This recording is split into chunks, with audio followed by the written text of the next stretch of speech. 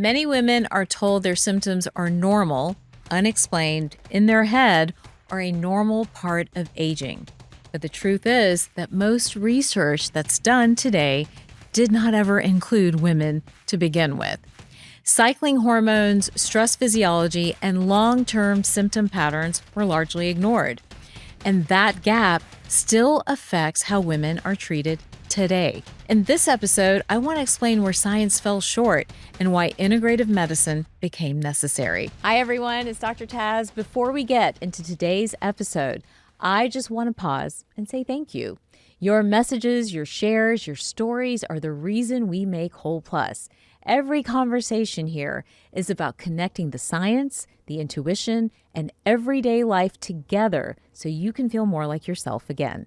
If you haven't already, hit that subscribe or follow button. It helps us reach more people who need this. All right, let's begin. All right, if you've been watching and listening to Whole Plus, then you may have an inkling about our approach to medicine and health. It really is very much about the holistic approach, right? About taking into account all 5 bodies, the physical, mental, emotional, energetic, your community body, and how they all play in the sandbox together.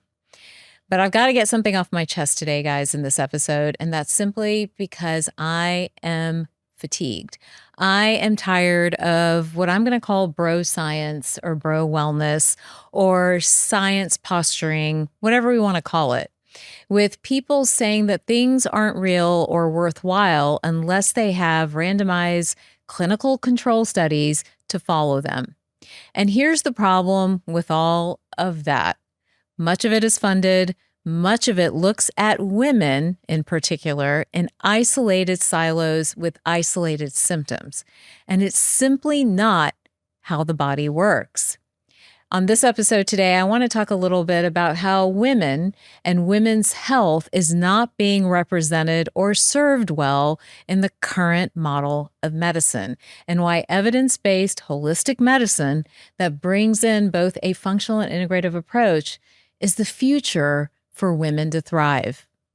I don't need to postulate or go on and on about the importance of women, right? I feel like I've written about it, I've talked about it, and painted that scenario where we as women really play an important role in society. We're the center of a family. We are the center of communities. And now we are productive, self-determining, and we honestly are driving what our communities will and won't do. I think as I do this episode today, many of you may be in agreement that we are watching the patriarchy fall.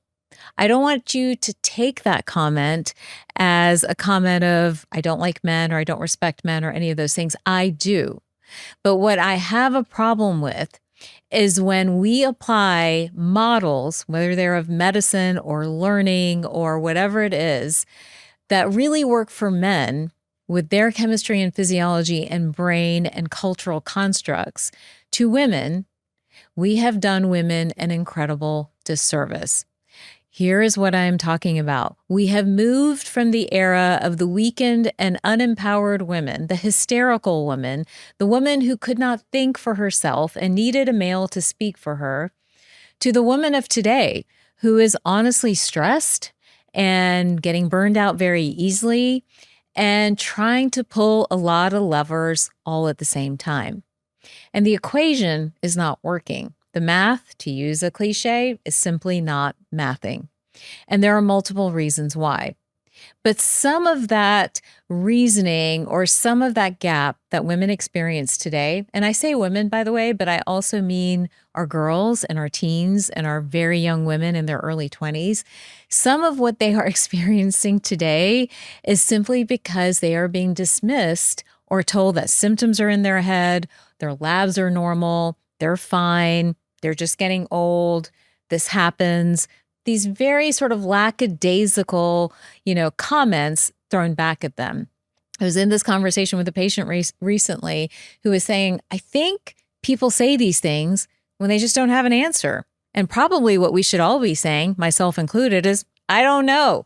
We haven't discovered that yet. We haven't explored that yet. I didn't think about that quite yet. But instead we say, It's not true. It's not real. It's in your head. Or maybe even the worst of all, you're just getting old.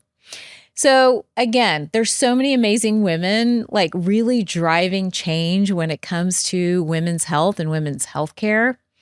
But I think the answer to this gap is understanding that women, especially, although everybody will benefit, women need a holistic approach to their health. Women can no longer be told to biohack, to push harder, to eat less, to work out more, to pump the protein. All of that is leading to anxiety, fatigue, inflammation, hormone chaos, and so much more. I really want to help all of you understand why women are getting burned out, why all of these hacks and trends and one-off solutions are simply not working. Because quite honestly, the future of women's health, actually the present day of women's health, is holistic. And until we all agree to take this holistic approach, especially when we think about women, we are not going to move the needle. I sit right now at a cultural point, inflection point, where everyone is doing a couple of things. Maybe you are too. Everyone is running towards HRT, IVF, peptide therapy, and GLP-1s. I bet if you go and Google those 4 terms right now, SEO is out of control. Lots of search volume around them, right? Guess what you won't find? You won't find these other words attached to it. The holistic approach to X, Y, and Z. How to think about these things in context with personalization. I can go through each and every one of those and talk about the pitfalls. In the HRT world, it's patches for everyone and pills. You get your estrogen patch, you get your progesterone pill, boom, you're done. Well, what about the people that can't metabolize that, or don't have good gut health, or don't have good liver health, or have chronic inflammation? What are they doing with all those hormones? Again, those are Band-Aids that get them maybe 50% of the way there, but at some point, every Band-Aid starts to work against you if you don't get to the root of the why. Again, a classic example. We can talk about GLP-1s, right? You have to have a holistic approach to a GLP-1. Why? Because if you overdo it and lose muscle along with fat, then at the end of the day, you are simply sacrificing your metabolic rate, and you are impacting everything from skin, hair, joint, and so much more when it comes to your overall health. These are examples where we as women, if we continue to think in this very linear sort of way about our health, that this one thing is going to take care of everything, well, we are constantly going to be chasing outcomes and healing journeys because all wins will be for the short term. So again, I want to help us understand in this episode how we need to be thinking about our health, what bro science is getting wrong, and how we need new voices when it comes to women's health and health in general, and how evidence-based holistic medicine is the future of health, especially in the face of technology and AI. I'm still frustrated, guys. I still talk to people all the time, and all the innovation is about AI tools that are going to be protocoled out and sort of streamlined, right? They're going to make us more efficient as practitioners. Absolutely. They're going to maybe provide the information at our fingertips. So we are not going and like hunting 20 different journals or looking at all the different clinical trials. Yay, that's a check mark. But they're not going to be able to think about you as the woman in the center of this equation and how this all intersects and interacts with her. Here are the things that bro science gets wrong, and I don't really know another word for it, so that's the word I'm going to use for it. It stresses optimization over regulation. It stresses intensity over recovery. It talks a lot about calorie restriction, whether it's intermittent fasting, whether it's cycle fasting, 5-2 whatever, all these different things. It sort of negates the power of your intuition. And if you've listened to some of the experts that have come on the show recently, many of us are talking about this female power of intuition where we already know what we are supposed to be eating or how we're supposed to be moving if we took the second to kind of get centered and stabilize, right? I'm sure you guys all agree with me. Further, the scientific method in bro science treats hormones as isolated little molecules that are associated with maybe our ovaries or our uterus or our thyroid and such. but not as overall power molecules that are influencing our brain, our gut, our bones, our muscles, our heart, and so much more. All of these ways of thinking are working against women today. And now women are running around. We are spending money on all kinds of appointments, different specialists, different treatments and medications and IVs and God knows what. But the integration of that information, you guys have to be thinking about that, or sometimes you're simply doing too much. These are questions that you guys ask me all the time. Bro science is also ignoring your life stage, your stress load, your nervous system issues, and your regulation, and then what and where and how you have lived with trauma or stress or familial disruption, right? And I could take it a step further, and we talked about this, but I could take it a step further for women in particular, that matriarchal lineage, right? The history of your mothers and your grandmothers and your great-grandmothers is critical to your health today. Are you carrying their trauma? Are you carrying their tendency to certain nutrient deficiencies? How did they eat? Should you be eating like that today? What were their needs? These are all questions we need to be asking when we're in the exam room, and you should be asking yourself. I need you guys to understand that what works for a 25 or 30-year-old male nervous system is not going to work for a 35 or 40-year-old female. These are different bodies with different chemistry and different stories. Take this example for just a moment. The UN Development Program, the UNDP, actually did a study that indicated that close to 90% of the people in the world, this is global, this is not just US, this is around the world, 90% of people globally hold at least one bias against women. And a lot of those biases might be in things like economics or education or even politics, right? We've seen that right here in the US. But they're also around health and medicine and how we take care of ourselves. So that means as a woman, we are already disadvantaged entering into that exam room or that hospital, right? We are already sort of being put on a checkerboard in a particular place.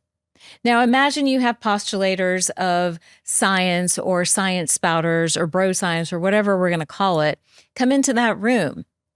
They're already biased against you. So until you have somebody, male or female, right, that can listen to your story and wind that story together, then we're disadvantaged. Many women fall into this as well, right? We have adopted, for whatever reason, sort of the metrics by which the world measures our success, including success in the exam room. So many women today tell my patients that this is not real. This is not going to work. This can't be happening. This is not, quote unquote, evidence-based. I kind of want to call my female colleagues out on that. How dare you dismiss how a woman feels or what may be working for her just because you don't have a male research study to back that up? Women were not in research. Guys, they were not in research until the 1970s. And it's only in the last couple of years, with all the advocacy amazing people have been doing, that we've got more research dollars, which, by the way, were also taken away recently by the current administration. So bottom line, without getting into the politics of this, you need to understand that we don't have the evidence for women's health. It's not there because the studies aren't real themselves. They're flawed, or they're not designed to think about women in systems. Instead, they think about women as isolated symptomology, and it's not how our bodies work. Honestly, they don't work for men or children either, but especially for women that are hormonally driven and that have different life stages with different demands, this system is not working. And that's a part of what really drives me in making holistic medicine the medicine of the future. And when I say that, I'm not talking about, okay, we all are woo-woo and just doing herbs and supplements and things like that. No, it's a combined approach. It's taking the literature of the past from Ayurveda and Chinese medicine and nutrition and merging it with the technology and the information of today and of the future, right? That's what gives you an evidence-based approach to this particular discipline of medicine. And evidence-based, by the way, is not just about research studies. It's also about what we see in the exam room. Clinical experience is evidence-based. And for women, your story matters. And it's important for you to acknowledge that this is a piece of your puzzle. So remember that when you are headed out, seeing your doctors, evaluating your information, looking at your labs, being told your labs are normal. Normal for who is always the question. Is it really normal for you? Anyhow, getting off my soapbox there, but all of this, as we look further and more deeply into it, I'm going to throw more statistics at you. And then we're going to talk a little bit more about burnout in women and what we need to be thinking about to get away from sort of this like bro science spouting culture, right? And I like science, by the way. I was trained in the scientific method. I believe in it.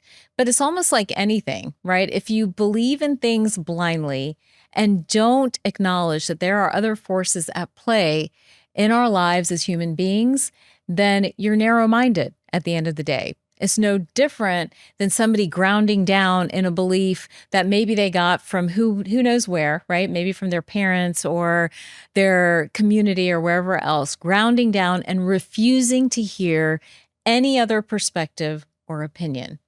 And we got to change this. We've got to widen the toolbox. We've got to think about this differently. A recent analysis from the World Economic Forum and McKinsey Health Institute revealed gender-based health disparities with significant socioeconomic implications. They found that women experience 25% more years in poor health than men, resulting in an annual loss of 75 million years due to premature mortality and morbidity. Notably, and I'm still quoting here, sex-specific conditions, endometriosis, PCOS, menopause contribute to approximately 5% of the women's health burden, while 56% account for health conditions that affect or manifest differently in women, not the same, differently in women than men, further compounded by inadequate research or limited sex-specific data collection. Guys, that's World Economic Forum, that's McKinsey Health. That's not Dr. Taz. I'm getting these stats right out of the journals. So all of this to say, what do we do when it comes to women and women's health and the information we're receiving day in and day out? Well, this is where I want us to think together through this kind of collaboratively, right? I know all of you can't come into the practice where we practice this and we follow this. You know, I have my private community as an option as well to kind of like, help everybody develop these tools. But let's do some of this like right now. And one of the things I'd like all of you to do is to first identify where you are in the health spectrum. Are you energized and vital, ready to get through your day? Or are you experiencing high functioning burnout and exhaustion, where you are having to power through rather than to power up? That's a question to ask yourself. And maybe if you're somewhere where you can take notes, jot it down. Where are you? Powering through or powering up? And just write it down so that you can come back to it. I think the second thing you need to do is identify the most prevalent symptom you're experiencing. In fact, I challenge my patients with this. Like, what is the symptom that is interfering with your quality of life before you even get to the condition? Is it fatigue? That's a common one. Energy is something that so many people come in complaining about, but they can't really put their finger on it. That energy deficit may look like brain fog. It may look like muscle weakness. It may look like poor exercise recovery. It may simply look like not being able to get through your day or sleeping 8 to 9 hours a night and still waking up tired, grumpy, and exhausted. That energy deficit could look like a loss of libido, a desire to stop socializing. But identify where you are with energy and where is that energy deficit showing up in your life. High-functioning women experiencing burnout always have an energy deficit. It just looks different, patient to patient. That's rule number one. Rule number two is, again, the biggest issue that brings women into the clinic, but I'm trying to get you guys to identify this before it becomes like a big issue, right? If your weight is changing, if there are differences in your digestive health or in your hormones, that's a call. That's a battle cry to start to really own your health. And I don't care if your labs are normal. I don't care if you're told everything is fine. I take that as a challenge. So does my team. Well, let's figure this out. And if we're not able to identify it in lab layer 1, maybe we need to go to lab layer 2, or we simply need to track a little bit better. I've literally found hormone shifts in women by looking at their hormones over the course of 6 months to a year, right? That way we can understand what's happening. Just yesterday, we identified, because we're tracking hormone levels, the fact that a patient of ours was in a late ovulatory phase, having an estrogen spike at days 18 or 19 of her cycle, which she's now finally able to identify in her 40s, having struggled with infertility all through her 30s. Again, I wish we could have rewound, right? And had been with her in her early to mid 30s. So these are the ways that women's health is being underserved in these comments that are made and in this dismission. I don't even know if that's a word, but I just made it up. But in this dismission of many of her symptoms and her sort of blanket statement of we can't check this or we can't check that, and it's normal, therefore it's okay. Don't accept that. If you're a woman out there, but don't accept that normal is the end of the story. It's sort of a call to action if you're not feeling 100% to jump in and to dive deeper. One of the things that we understand too about women is that our female stress response is very different. We have more cortisol hyperresponsiveness and cortisol sensitivity. Here's why, not because we're weak, okay? I know someone might want to tell us that we are maybe weaker. It is not because we're weak. Women have cortisol sensitivity because we are more perceptive and intuitive and receptive to our environment. We feel things before we know them. We sense them before we can say them. And that is actually both our greatest strength and also our greatest downfall. It's the reason that people may call us crazy and we can't verbalize it, but we know and we are right. If that's you, I want you to own that. That is something that is a part of the empowerment of women in the model of medicine today. Own what you feel, but you can't say. Understand that that is information too. And for us on the other side of the table, the exam room table or the camera, we should be listening and processing and sensing and then agreeing to go down this journey with you so that we can make it a reality. I can tell you guys so many stories of where this has, been real. I've had patients come in and know something was wrong. They knew something was wrong in their relationships or their marriages, and they were told they were crazy or it was in their head. And so they came to me saying, I don't know why, I have anxiety. I need Xanax or Klonopin or an anxiety medication. And as we dug and as we explored and as we tried to figure out what was going on, my intuitive sense knew that something was wrong there. Right? But as a physician wanting to help somebody at this stage of life that they were in, I wrote those prescriptions. And sure enough, 18 months later, the truth revealed itself. And oftentimes, this has happened multiple times, but those women found themselves in a position where it was time to call it quits on that relationship for different reasons. So everything that was happening was not in their head, and they were not making it up. They were knowing and sensing before they could say it and put their finger on it. And that's the power of being female. And that's the piece that a randomized controlled study cannot quantify and cannot express, and why we have always been dismissed as the hysterical female or the weaker one, or now the one that's just maybe raging for no reason. All of this is important. These are all important things to understand. The second part of why women experience health differently, beyond all the things we've already talked about, is that the crosstalk between our hormones, our immune system, and our gut is very profound. And I think it's something that gets missed over and over again. I talk a lot in practice and even on here about triangles, right? I have this visual in my head all the time of how each of you have a personal triangle. I'm always trying to figure it out. What are the corners of that triangle that are driving a particular process? And when we dial into that triangle, right, to give you an example, someone who might have developed autoimmune disease, or someone who might have developed ALS, or someone who's now developed PCOS, or endometriosis, or infertility, whatever it is, you name it. When we draw those triangles out, we usually have hormones as one causative factor in one corner of that triangle. And again, that hormone story is going to be different for each and every person. But the other corners of the triangle are what we have to figure out, because hormones, again, don't exist in isolation. They're communicating.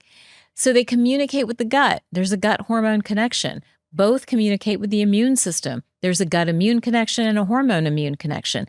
And when those three corners of the triangle get together, right, and start to have coffee and decide they want to work against each other because they can't communicate, what does that look like in your body? That is inflammation.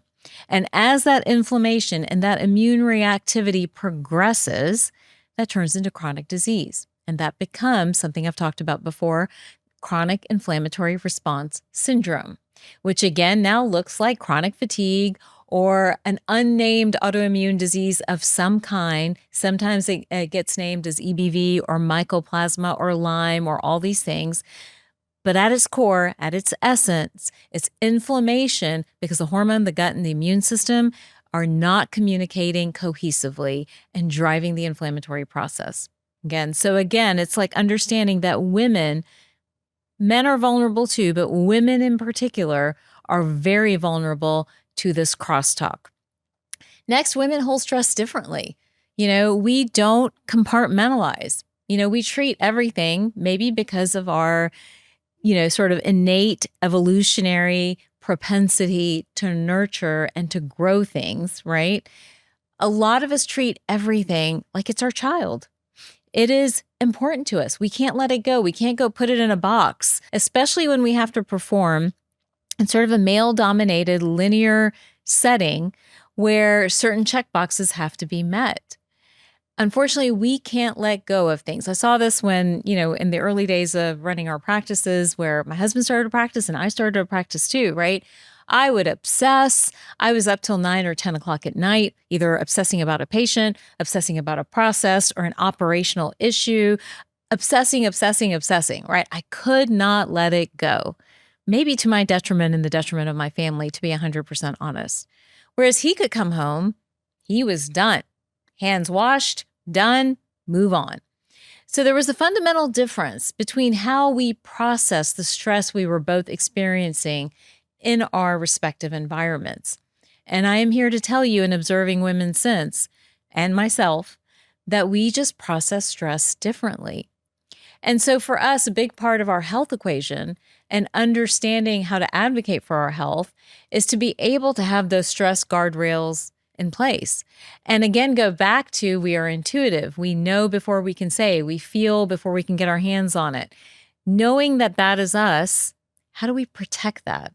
And how do we nurture it as a superpower rather than cowering from it or seeing it as a weakness?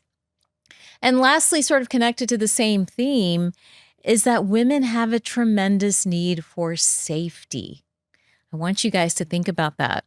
A woman's need for safety often overrides every other decision she makes. It may influence the career you choose, or the partner you have, or where you decide to live. We have that innate need for safety. Here's where it's coming from. It's evolutionary. We needed home and grounding, right? Because we were getting ready to procreate and start a family. Who wants to be wandering the world? Or who wants to be jumping off bridges, right, when you're maybe about to get pregnant? So that need for safety is hardwired into our DNA. Some of us may be more, willing to take risks than others. That's going to vary, as is all behavior across the spectrum. But fundamentally, if we get down to it, that's who we are, and we need to embrace it and understand it. So what does that mean for our health, right? You're like, Dr. Taz, where are you going with this? What it means for our health is that when our safety is threatened, right? Whether it's our physical safety, our emotional safety, our mental safety, or even the safety of our communities or political worlds or governments or the world at large. When safety is threatened, our cortisol hyperresponsiveness goes out of control because we can feel that and sense that way before there's actually sometimes manifestation of that. So helping women feel safe is a part of a clinician's responsibility. And that means providing both the chemistry and the lifestyle tools and the nutrition to encourage safety in our human bodies. The idea of safety in women's health is also connected to the importance of rhythms in women's health. So again, because of this fundamental hormonal rhythm and the changing life stages, right? I write about that in the Hormone Shift, about all the different stages women go through, through their lives, kind of tied to the hormones, right? So we talked about the teens to 20s to 30s to like perimenopause and menopause and then post-menopause. Those were all very specific stages of a woman's life. And each stage was associated with different challenges, hormonal, imbalances, strengths, weaknesses, nutritional needs, all of that stuff. It's all there. You can check that book out. But one of the things I didn't talk about in that book that part of me wishes I would, but we can in the future, is that while the hormonal rhythm is critical for women's health, right? That hormonal rhythm is responsive to all the other rhythms in a woman's body. Because we are not just driven by one rhythm. It's not just the hormones. We are also driven by the rhythm of cortisol and our nervous system, right? So what our serotonin, dopamine, all of those neurotransmitters are doing, they're on a rhythm as well. And our circadian rhythm and what that's doing, like when melatonin is produced, when we fall asleep, when we wake up, that's another rhythm that it's very important for us to pay attention to. There's a digestive rhythm for women that's critical to follow. When we eat erratically, it's a bigger deal for us than it is for men, because that rhythm is something that if we don't follow, is cortisol producing and stress inducing at the same time. So all these rhythms kind of overlap on each other. If you want to think about it, like almost like one rhythm sitting on top of another and then influencing each other. It's almost like I kind of have a visual of a ball of yarn, right? So we've got rhythm number 1 is circadian. Rhythm number 2 is food. Rhythm number 3 is daylight, right? Light sensitivity. Rhythm number 4 is hormones, right? All of this is working together to determine women's health. And so when we have disruption because we are not safe and we are not grounded, and all those rhythms start to fall apart, we forget to eat. We forget to sleep. We forget oh, I need daylight today. Oh, I didn't get any fresh air. Oh, I didn't move. When all of those rhythms are starting to be disrupted over time, women's health is compromised. And fundamentally, it's compromised because we no longer feel safe in our bodies. And that lack of safety, in turn, leads to chronic inflammation, immune dysfunction, hormone imbalances, and so much more. A woman's body, I want you to remember this, a woman's body does not respond to force. Women don't get better when they biohack or optimize or calorie restrict or work out excessively. Women get better when they're safe, when their nervous system relaxes and takes a deep breath, and everything starts to line back out. This is something you may have noticed on your own, right? I notice it. I go on vacation, I lose weight, I feel great, everything corrects. In my early days when I had PCOS and had lost the majority of my hair, I took a 3-week vacation for the first time in probably 15 years. Guess what? Every single piece of hair came back. But of course, the minute I re-entered my stressful life, it all fell out again. So safety is critical for women's health, to establish hormone balance and establish all these other things. This is why a holistic approach to health matters. And the future of women's health has to be holistic, because we have to understand where all of these different bodies are intersecting, where all these different rhythms are playing together, and what we really need to pull on to get somebody feeling better and feeling safe. And we can't do that looking at one lab value or one system. We have to do that with a holistic whole body approach, the 5-body approach. And when we take that approach in, we can set women on a healing journey so that they are not powering up or powering through or fighting, their own chemistry. They're actually owning their own powers, and they're actually more aware of what they need, and they kind of need us less. And that's what evidence-based holistic medicine for women is all about. It's about measuring and listening and tracking and understanding, and then putting a pin on where to begin and what the next steps need to be. And that's what we do day in and day out at Whole Plus. I think many of us as women, both as women practitioners and as female patients, are just tired. We're tired of the trending and the hacking and what I'm calling bro science, the science spouting. And we've all played along for a while, right? Because we do want to have standards and we do want to have boxes to live between. We don't want to make stuff up. Who wants to do that? But we want to understand that there's more to healing, especially as a woman, than one solution, and that it needs to be well-rounded and well thought of. And we need providers that are going to do the work to personalize a care plan for you. So the future of women's health is holistic, and it is evidence-based, and the two don't live apart from each other. But what it's not is more science spouting and bro science, with men telling us what to do, how to live, what to eat, how to sleep, and what hormones to take. So if you've been watching the show and listening to the show, I hope you'll walk away with at least knowing what to start or where to start, especially if you're a woman. Or if you know a woman that is struggling, share this episode with her, because hopefully she'll take one little pearl out of this and understand that it's not in her head and she's not making this up, and that the healthcare that she may be receiving today is simply not meeting her where she needs to be. For everybody else, remember, as women, we want to continue to advocate not only for ourselves, but for our families as well. So if you sense and feel and are aware that somebody in your family is also at risk, maybe not getting the care that they deserve as a child or as a senior, as a partner, well, let's advocate for them too.